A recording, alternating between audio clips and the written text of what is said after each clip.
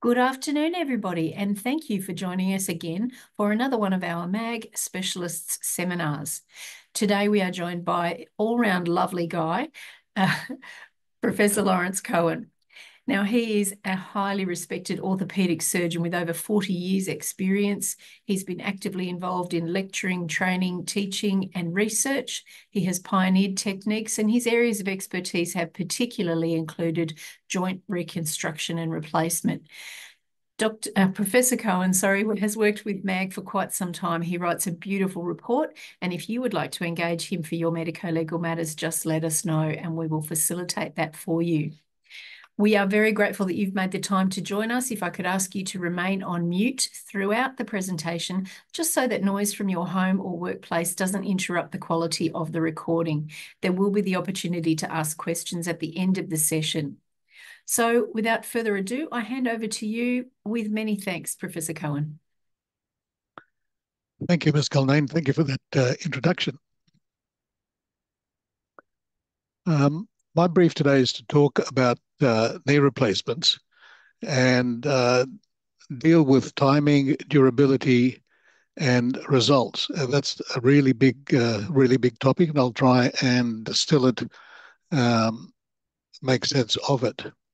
Before talking about that, we should discuss what osteoarthritis really is. Osteoarthritis is the end result of damage to a joint, and it can arise from multiple pathways. The commonest ones are injuries, particularly when they involve the joint surface, the aging process, which may well be an accumulation of minor injuries, but it also may be genetic.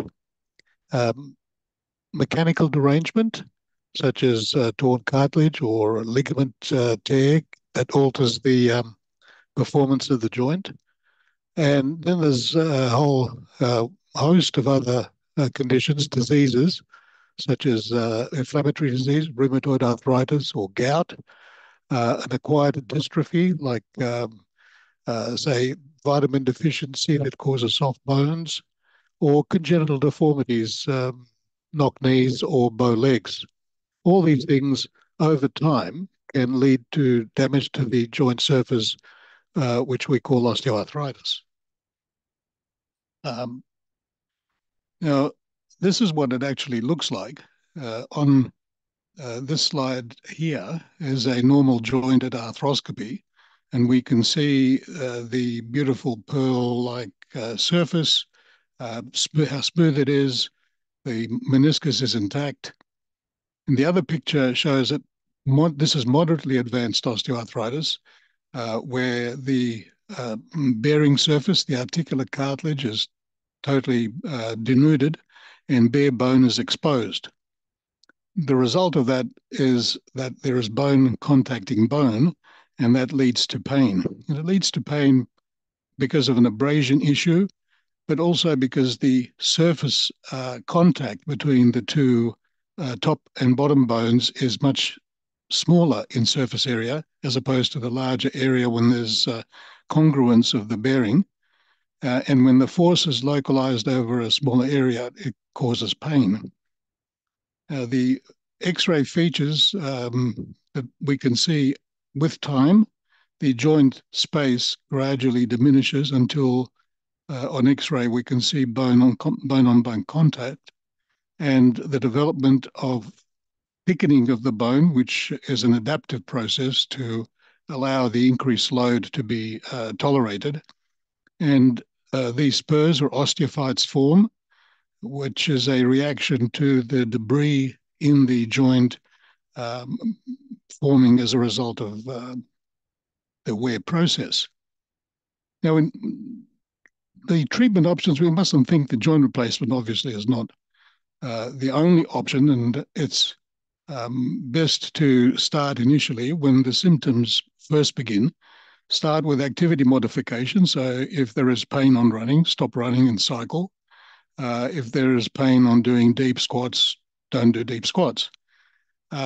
Weight loss weight gain is bad, and weight loss is helpful within limits. and physical therapy.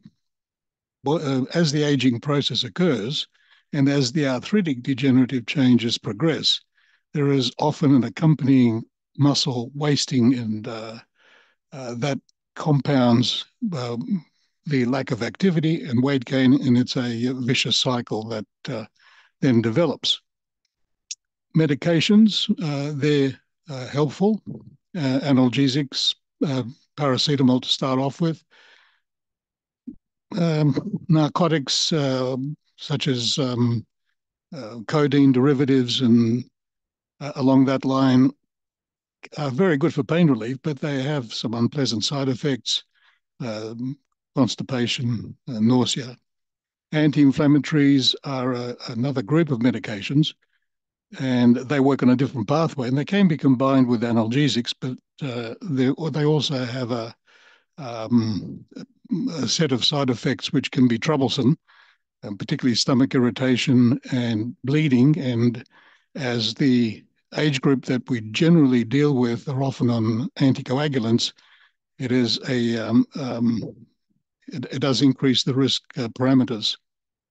The next level of treatment involves injectables, corticosteroids, prednisone, and there's a whole bunch of steroids that can be injected, and they do work in combination with local anesthetic initially. But the beneficial effect, again, being anti-inflammatory, is limited, anything from 0 to 6 months, possibly longer. And a second injection can be beneficial as well. But eventually, there is no significant benefit. There's certainly no reconstitution of the bearing surface. The other thing to consider is that in early osteoarthritis, there is some evidence to suggest that the steroids adversely affect the remaining well-preserved joint surface. So a few injections may be okay, but not continuing indefinitely. Viscosupplementation agents, which are basically replications of the joint fluid itself, viscous, oily type of agents. Synvisc has been the popular one for a long time. They work, again, for a limited amount of time, different principle to the corticosteroids. Occasionally, a patient is allergic or sensitive to the injectable, and the presentation looks identical to a joint infection, which worries everybody at the time, and an arthroscopy is necessary in washing it out. There is a risk of infection putting a needle into the joint. The risk is small, but not zero, and some studies put the risk at something like 1 in 20,000, which is not high. There are some new viscosupplementation agents becoming available. They're present in the US and Europe, not as yet in Australia, but I'm sure they'll come, which have a great deal of promise. They have a different type of formulation and are regarded as a prosthesis or an implant and not an injectable agent, which means that the regulatory requirements are more stringent and expensive for the manufacturer. So at the moment, they're not available in Australia, but some of the data that I've seen is very promising. Finally, platelet concentrates. PRP is common. It does work. Again, a different principle. It's more complex, blood being drawn and spun down, and the platelet fraction of the blood is then drawn up and injected into the joint. The platelet fraction has, as a part of it, a lot of bioactive factors which can influence pain. And again, it's effective, but temporary. None of these agents will restore the articular surface. Stem cells are not on there. The indication for stem cells in Australia has now been, or for osteoarthritis of this type, that indication has been removed, as I understand it. And although stem cells do work in some environments, the problem with this environment is that the development of degenerative changes is also accompanied by a deformity in the joint. So that if we look at the deformity caused by osteoarthritis and the load then shifting from being spread more or less evenly throughout the knee to one area, then injecting stem cells will not alter that abnormal distribution of load. And as a result, the stem cells will not grow. You can't plant grass on concrete.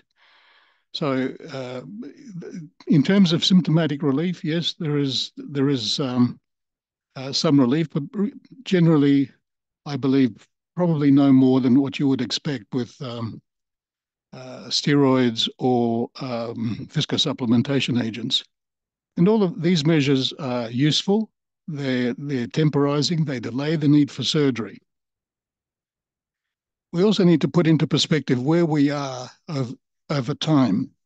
And when first knee replacements were invented in the 1960s, the patients who had or who got the surgery were essentially chair-bound or bed-bound. If they got up to walk, they were on a frame or in a wheelchair. And the main goal was pain relief. So if the knee was stiff and it was weak and you still needed to use the wheelchair or the frame, and the knee fell apart after 2 or 3 years and maybe had to be redone, pain relief was the main goal. And it was an operation that was carried out really on people who are totally incapacitated. And that was in the 60s. Techniques improved, materials improved. Then generation 2 developed. It was in the 80s to the 90s. And now the knees had to work.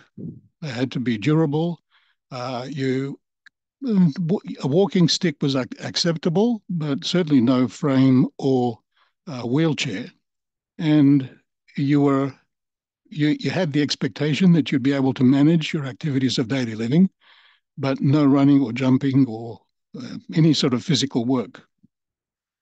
In the late 90s and early 2000s, Generation 3 developed as a result of dramatic improvement in material properties and surgical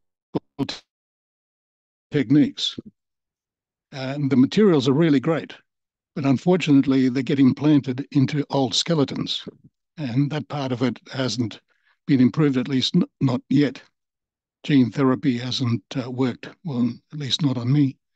So now durability is expected.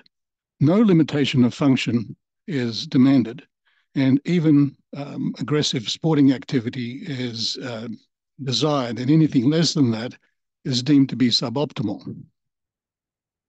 This running man is from an ad for orthopaedic surgeons in Singapore.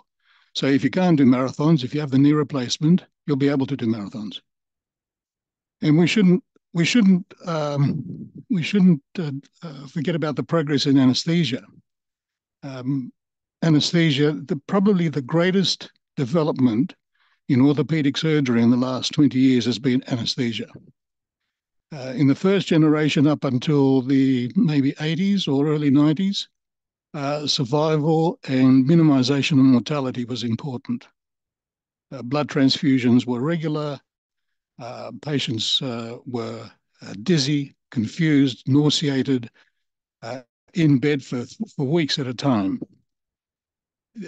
Generation 2, now the medications have improved dramatically, the techniques have improved, the monitoring has improved. So now patients are awake, essentially at the end of the operation, and if they're otherwise well, they can essentially walk off the operating table and go home the same day. So the physiological parameters such as a clear head, nausea, ability to manage essentially their normal activities, going to the toilet, etc., can be achieved. Not in everybody, but in people who are suitable and the techniques are available to allow that, which is it hasn't been hasn't been the thing up until the early 2000s. Yeah, the Australian Orthopaedic Association maintains a log of all the procedures that are done in this country. Australia was the second country to do that. Sweden was the first, and that has kept a log of joint replacements since 2001, 2002, and the association writes a report every year. This is the 2023 report, and it looks at the incidence of total knee replacement per 100,000 people on a state-by-state basis. And in 2003, there was, we have to exclude the ACT probably because, I don't know, maybe they're a bit overweight there. I don't know, they needed more. I don't know, but roughly about 120 people per 100,000 in 2003. And now that's doubled or maybe even a little bit more now. Why that is probably obesity, probably the increasing age, the percentage of people over 50 in the community, a greater demand from the population, from the patients for relief of pain at a relatively early stage without really feeling the need to go through the non-operative process, essentially without feeling the need to earn the operation rather than having it presented on a platter at the first twinge of pain, even though the X-ray may show significant arthritis. In terms of durability, it's a busy slide, but it's really not complicated. This slide from the association shows the cumulative percentage revision of primary knee replacements, not revisions. In other words, how long do they last in Australian hands? And if we look at the 20-year mark, if you live in New South Wales, the chance of still having your implant in place is 94.4% after 20 years. There is no world centre that I'm aware of that could beat that. So really, the revision rate, if you divide by 10, it's 0.6, and divide by 2 is 0.3, 0.3% at 20 years. That's not bad. In South Australia, it's about double that, and that's interesting. The only number which is better than New South Wales is the ACT. Again, probably because they don't do much. But the interesting thing is that South Australia didn't really jump dramatically until they got to 15 years. Up until then, they're pretty much all the same. And between 15 and 20 years, there was a significant increased revision rate in South Australia. It may well be that they were using an implant which in retrospect was not functioning as well, or maybe something, I don't know why that is. It's an interesting point. Most of the other numbers are the same. So if you look at the 15-year mark, the chance of the implant failing between 15 years and 20 years is 1.3% added. So the success rate for knee replacements, primary knee replacements, is very high. What we have to look at the statistics. This data relates to removal of an implant for any reason. It doesn't look at activity level. It doesn't look at medications. It doesn't look at occupations. It doesn't look at anything else. But it's a good indicator of how long, under local treatment criteria, how long you can expect the joint to last. So why do they fail? Well, in this data, the registry looks at city hospitals versus rural hospitals. And the red bars are infection. The green bars are loosening. The orange bars are instability. And the yellow bars are fractures, and the grey bars we'll talk about in a minute is like a general bucket of things. The important thing about this is there's not much difference between the treatment or the infection rate or the complication rate between city and country centres. The material properties now are such that the implants generally do not wear out. So why do they fail? Well, they fail either because of infection or loosening. Now, the implant has to be fixed to the bone some way. And the two ways of implant fixation are either with cement, which doesn't have any adhesive properties. It's like a grout. It's mixed together, and then it gets into the honeycomb pattern of the bone and into the honeycomb or textured pattern of the implant, and then it sets. So it holds it by an interference sort of fit.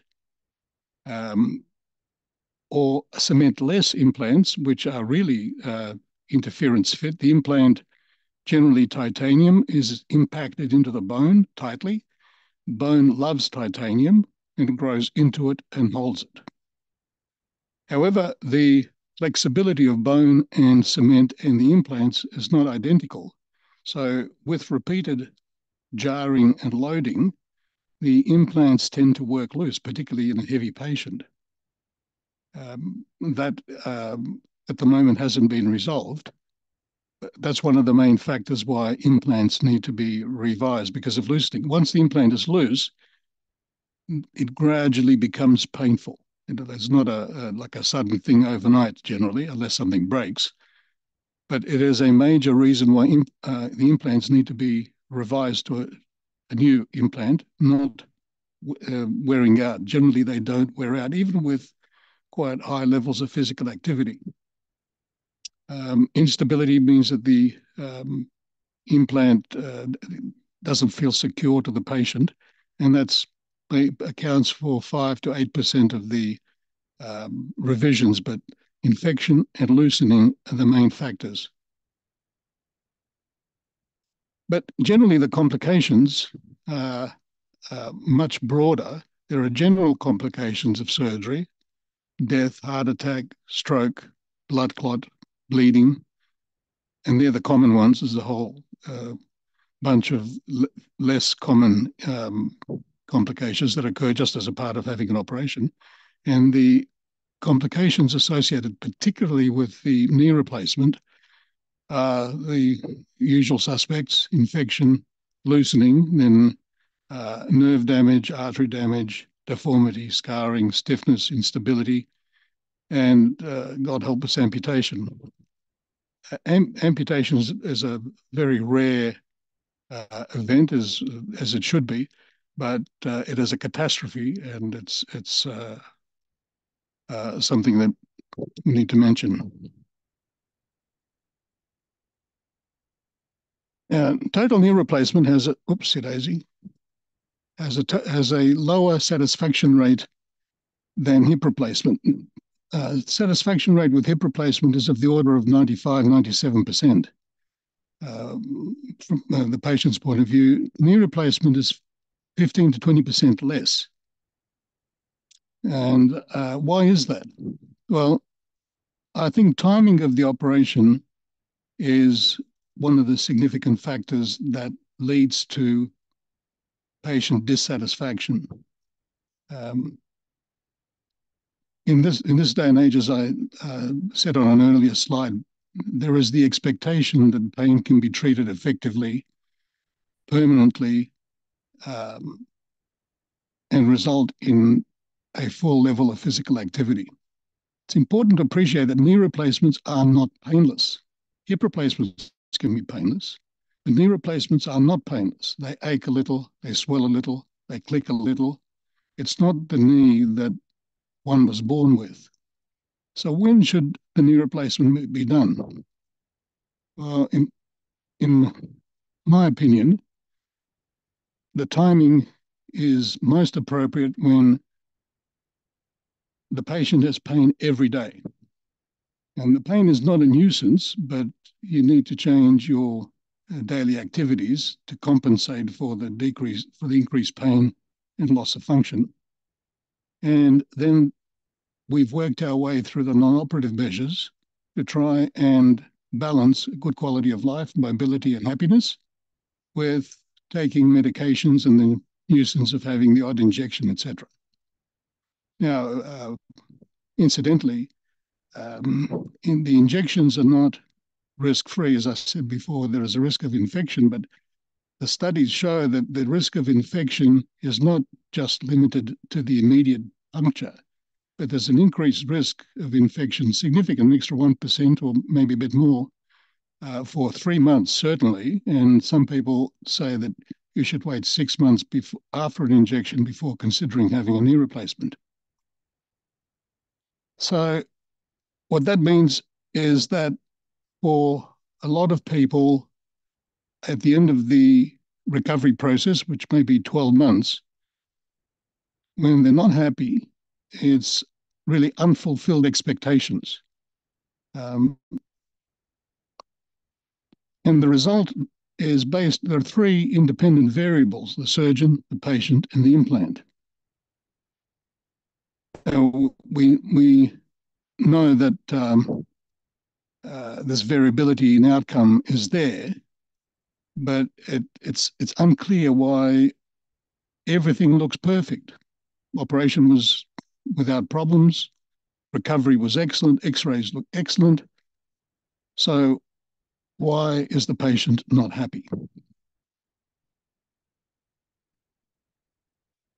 This is a study from Canada that looked at, these are not work-related injuries, they're not compensable, but 8 workers in young age group, 42 to 62. 42 is very young to have a knee replacement. Generally, again, keeping in mind that they do work loose, 60 would be the youngest, I think. All other things being equal, probably a bit older would be, and that would now talking in someone who's worked their way through the treatment algorithm. Anyway, 8 workers, not a big study group. Half were not back at work at 6 to 12 months, and they asked why. And the answers they got was that they had not returned to a normal life. They were told they needed to protect the prosthesis and felt inadequate support from healthcare, insurer, or the work environment. So that is, to me, the takeaway message is that these people had unrealistic expectations, and makes me wonder what information they were given preoperatively. And there was inadequate work planning and preparation, which again goes back to what information they were given preoperatively. No, this one. This is from a workers' compensation status. Does it affect outcomes? It's a meta-analysis, and they looked at a whole bunch of papers. This is in a rehabilitation journal. And the highlighted area says that their results demonstrate in a simplified manner that when a surgery is performed on a compensated patient who is known to be receiving compensation, the surgeon should expect a 2-fold higher chance of obtaining an unsatisfactory outcome when compared to a non-compensated patient. The summary of this effect may be used as a reference and taken into consideration for a surgical decision. This paper goes back to 2012. That's a difficult thing. So you have to, as a surgeon, you have to modulate your decision-making process by whether a patient is compensable or not, which is a factor outside the actual knee replacement, X-ray, blood tests, physical examination. And that's interesting, but we'll move on to this study, which is from the USA. And again, let me just move this to,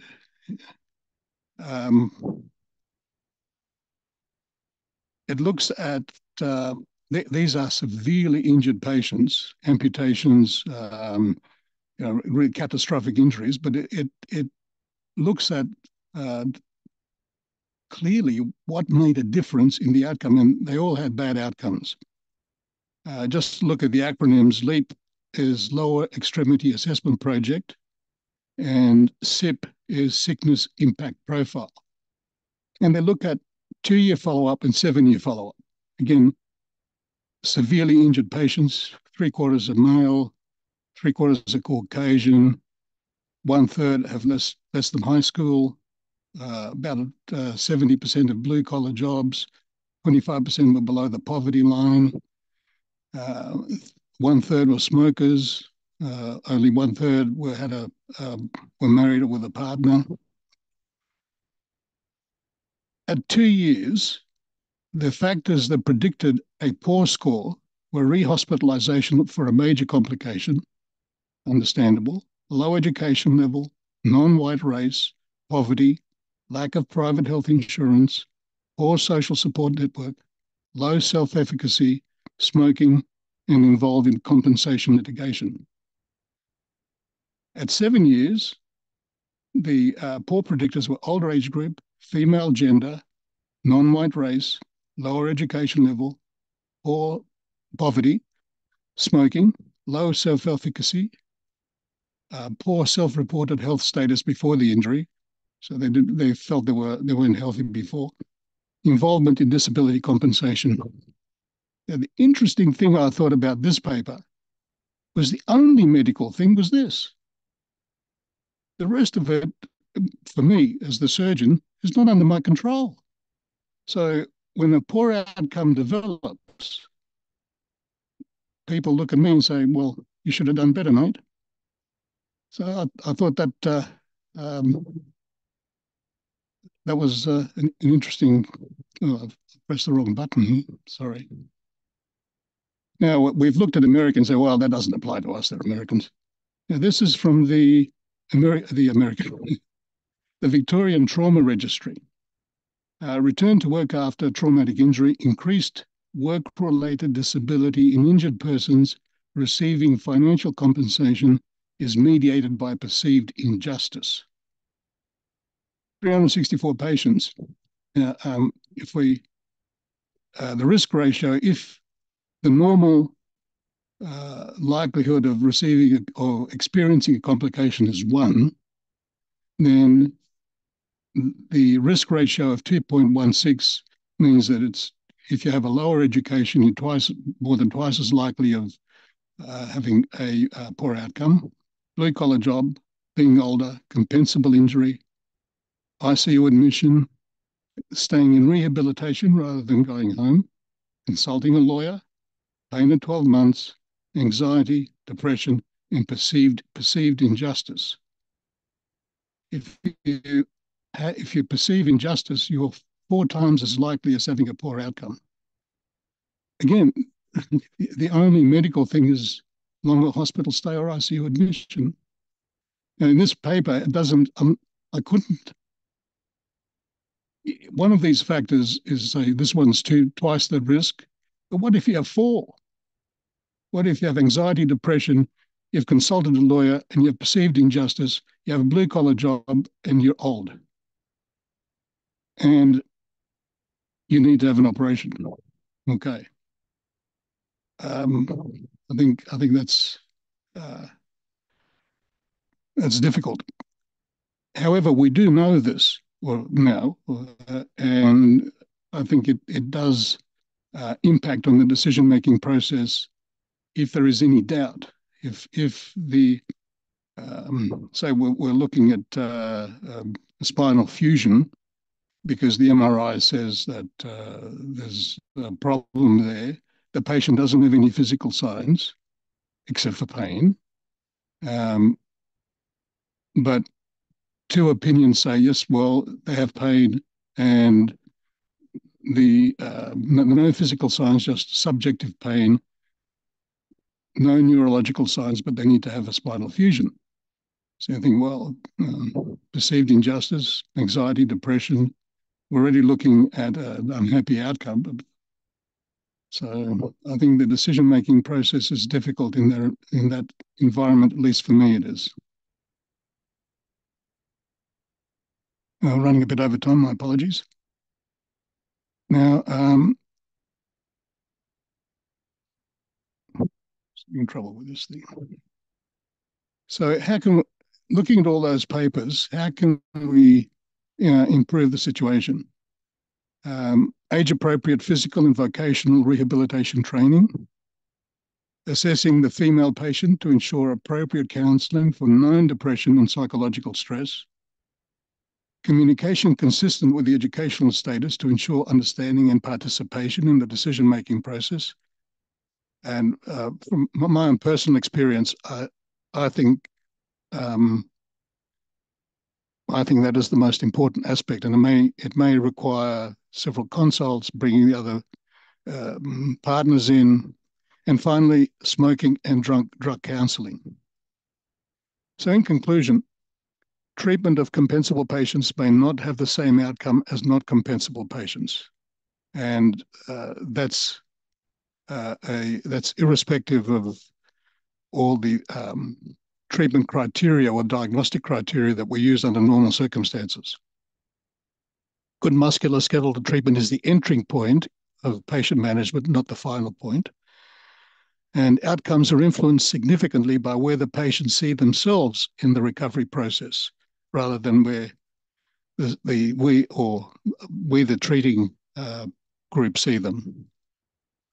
Thank you very much for your attention. Thank you so much, Professor Kohan. That was very, very interesting indeed. I must confess to having a bit of a giggle when you showed those statistics and referred to the ACT, because my own father, who was in his late 70s, had a knee replacement in 2023 in the ACT.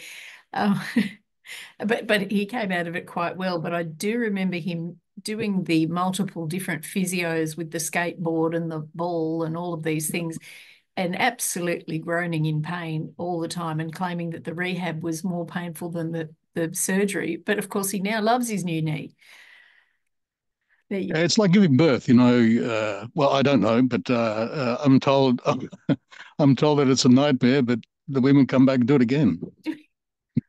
Not this black duck. People, that was a fabulous seminar. Do any of you have a question that you would like to ask of Professor Kohan? If you do, you can either type it in the chat or unmute yourself to ask your question.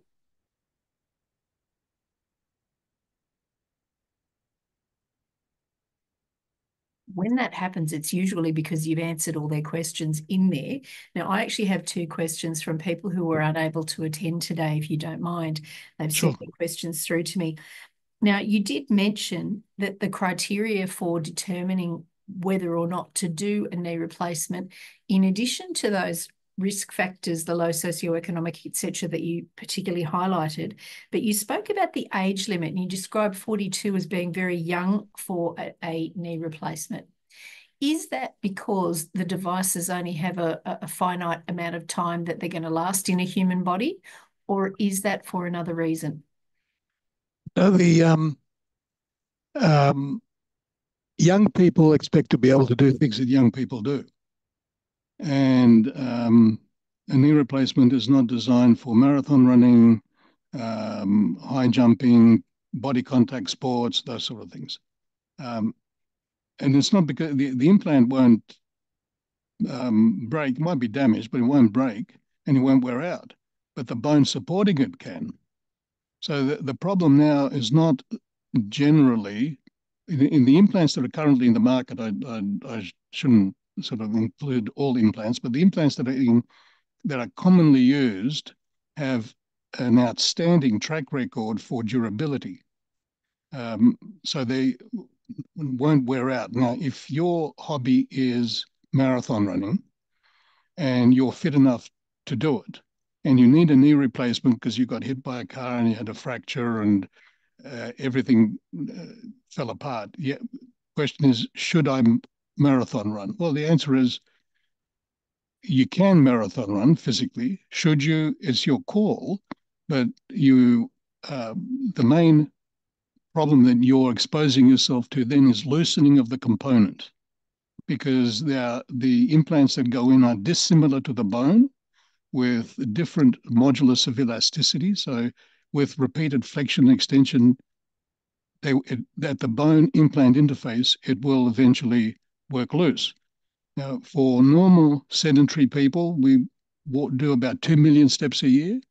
If you're more active walking around, you might do 4 million steps a year. If you're an athlete, you would do 3 times that much. Well, yeah, the implant will continue to perform until it won't. But loosening is the main issue.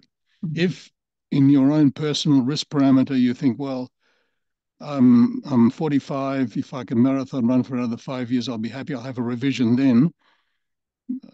Me personally, I think that's a wrong decision process. But if you think that that's understanding the risks, yeah. Okay. All right. Thank you for that. The other question I have is bilateral versus one by one. And this person says, I'm aware that in days gone by, one knee would be replaced and then about 6 months later, the other knee would be done. But now you often hear of a bilateral knee replacement. What is the rationale behind doing this operation twice at the same time and not separately? Okay, that's another whole talk. It can be done safely. I don't I don't do them together for a couple of reasons. The first reason is that one knee is usually worse than the other, and often if you fix the bad knee, the improvement in pain in the other knee is such that you may not need to have anything done for a year or two or more, or ever. Secondly, I can virtually guarantee that if we do one knee, you will not need a blood transfusion. If we do two knees, can't guarantee that. Blood transfusion is bad for you. It permanently damages the immune system, so it should be avoided if at all possible. The knee replacement is not a life-threatening procedure, and the safety parameters should be optimized. Recovering from one knee replacement is certainly doable. It's not comfortable, it's not fun, but doubling it, I'm not sure that the recovery process is as effective. It's a judgment call. It's still safe. It works well. I just think if you can do the worst knee and not have the other knee done, I think that's from a safety point of view. I think that's better in my view. Lovely. Look, thank you so much, Professor Kohan, for giving very generously of your time and your expertise today. Thank you to everybody who took the time out of your day to join us. The recording of the session should be available to you hopefully later today, but it might be tomorrow morning, along with a copy of the slides. And we thank you so much. We look forward to seeing you at our next seminar. And of course, you can always view our seminars on YouTube, on our Medico-Legal Assessments Group YouTube channel. We've got a thank you to you, Professor Kohan, from one of the attendees. Everyone, My pleasure. Have a great rest of the day. Thank you so much. Thank you. Yep. Thank you. Bye-bye.